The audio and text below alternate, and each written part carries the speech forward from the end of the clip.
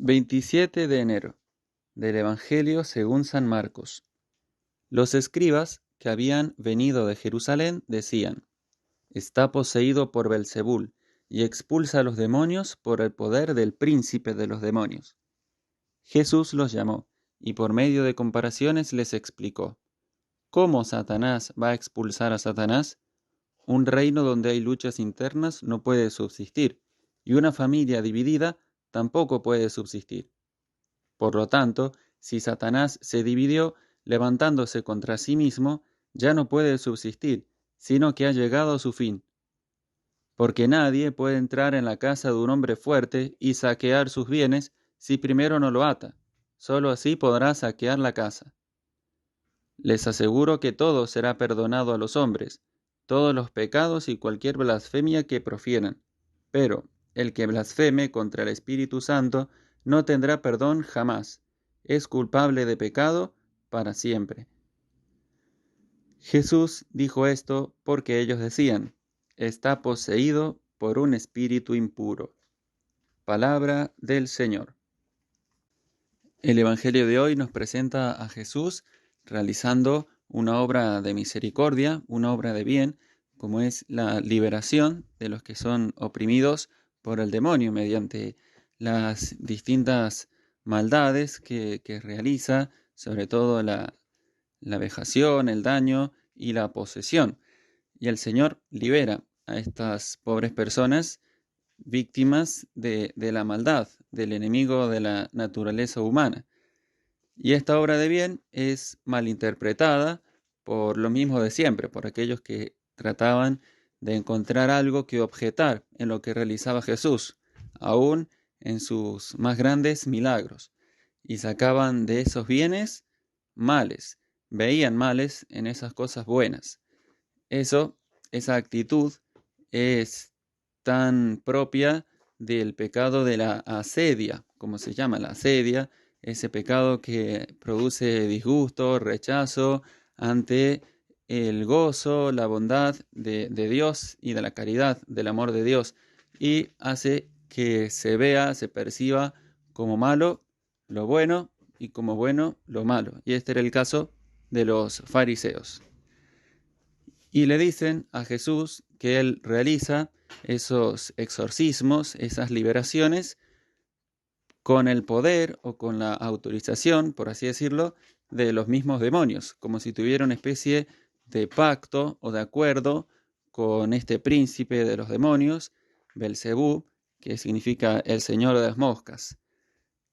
Y Jesús, ante esta actitud, ante esta dureza de corazón y este modo tan retorcido de interpretar su obra, les explica con una paz y una paciencia infinita que es una auténtica burrada lo que están diciendo. Es imposible que el demonio, dice, vaya contra sí mismo, ¿no? Que Satanás se ataque a sí mismo, porque no le interesa para nada eso. Lo que él quiere es hacer daño, alejar a las almas de Dios y por lo tanto perjudicarse a sí mismo en esa obra no le conviene, no es lo que él quiere. Y además dice que el poder para expulsar al demonio no puede proceder del mismo demonio, sino que tiene que venir de lo alto, de aquel que es el vencedor del mal. Y por eso explica cómo por medio de esta comparación que tiene tantas aplicaciones a la vida social, a la vida familiar, un reino dividido, una sociedad dividida, una familia dividida y podríamos decir una iglesia, una comunidad dividida no puede subsistir. Donde hay divisiones está precisamente el demonio. O sea, al final el demonio no va a utilizar su propia táctica contra sí mismo, contra sus propios planes. Lo que va a hacer, al contrario, es suscitar división, enfrentamiento, incomprensiones entre los buenos. Eso es lo que él busca. No va a servirse, no se va a volver en contra su propia técnica, su propia táctica. Y esto es lo que explica Jesús. Y además señala mediante otra parábola qué es lo que él ha venido a hacer. Dice, cuando un hombre fuerte está como asegurado en su fuerza, en sus armas, confía en, en que ya ha alcanzado la victoria, tiene que venir otro más fuerte para quitarle esas armas y quedarse con esa posesión que él había adquirido.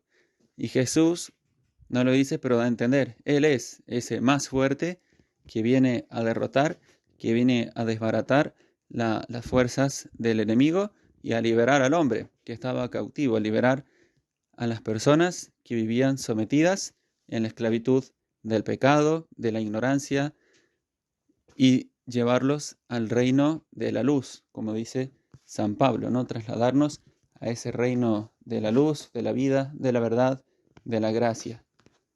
Eso es lo que Jesús realiza, es lo que ha venido a traer, la libertad verdadera en la unidad forjada en torno a la verdad y al bien. Y por último, el Señor señala ese gran pecado que debemos evitar, ¿no? Que él llama blasfemia contra el Espíritu Santo.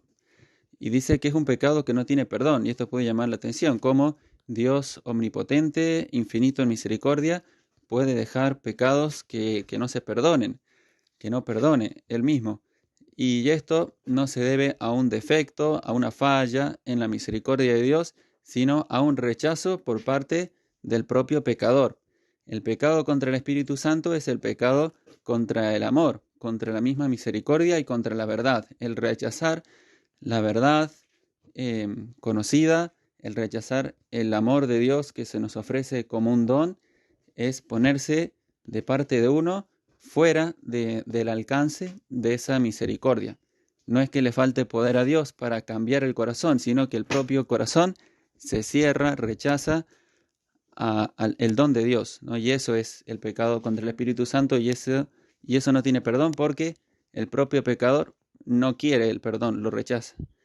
Entonces pidámosle al Señor vernos libres de las acechanzas del demonio y confiar cada día más en su amor, en su misericordia, en su fuerza, y que Él nos conserve unidos a Él, unidos entre nosotros, en la verdad, en la comunión de la fe y del amor. Gloria al Padre, gloria al Hijo, gloria al Espíritu Santo, como era en el principio, ahora y siempre, por los siglos de los siglos. Amén.